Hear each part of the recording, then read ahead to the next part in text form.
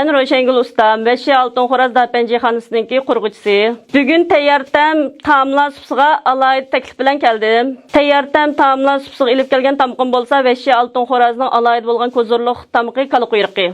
Amsa etishni boshlab ketdik. Buning ketarlik materiallar bo'lsa, kala quyruqi, qo'noq, so'mpiyaz, shanxaychin, qizil-laza, ko'k-laza, samsaq. Amsa to'g'rashni boshlab ketdik. Bu bo'lsa, mana Qashqarning yerlik kala quyruqi. Chaydo pichoq o'tmaganlik uchun mashinada mush holatda tayyor qilib to'g'risak bo'ldi. Kal quyruğumuzga tayyorlab olgan qo'noqimiz mush holatda to'g'rab tayyor qilib olsak bo'ldi. So'mpiyazni mana mush holatda kep to'g'rab tayyor qilib olsak bo'ldi. Ko'klazni mana mush holatda tayyor qilib olsak bo'ldi. Qizil-lazni mana mush holatda to'g'rab tayyor qilib oldik. Endi shanxaychani to'g'rab mush holatda tayyor qilib olsak bo'ldi. Samsaqni mush holatda to'g'rab tayyor qilib olamiz. Materiallarimizni to'g'rab tayyor qilib oldik. Endi dumlasak bo'ldi tamqimizni. Endi to'g'rab tayyor qilib olgan kal quyruğumuzni mana mush suvoq solamiz. Göğüşün saldık, mana muş köpük çıqıçalat qaynatsak buldu. Mana qaynab tayyor bo'lgan kal quyruğumuzningki köpükünü süzüp mush holatda elib olamiz.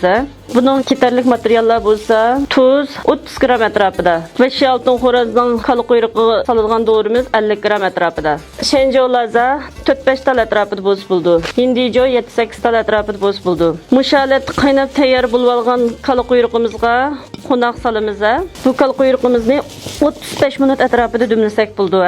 Mana 35 minutdan keyingi pishib tayyor bo'lgan holati. To'g'rab tayyor qilib olgan ketarlik materialimizdan so'ng piyozni soldik ham. Ko'k-laza, qizil-lazni selib oldik. Shanxaychin selib oldik. To'g'rab tayyor qilib olgan samsaqni selib oldik. Suyni ustiga yeyishtirib yuydiramiz. 2 minutdan 3 minut atrofida qaynasi bo'ldi. Mana Beşi Altın Xorazning ko'zurliq bo'lgan kal quyruq tayyor bo'ldi.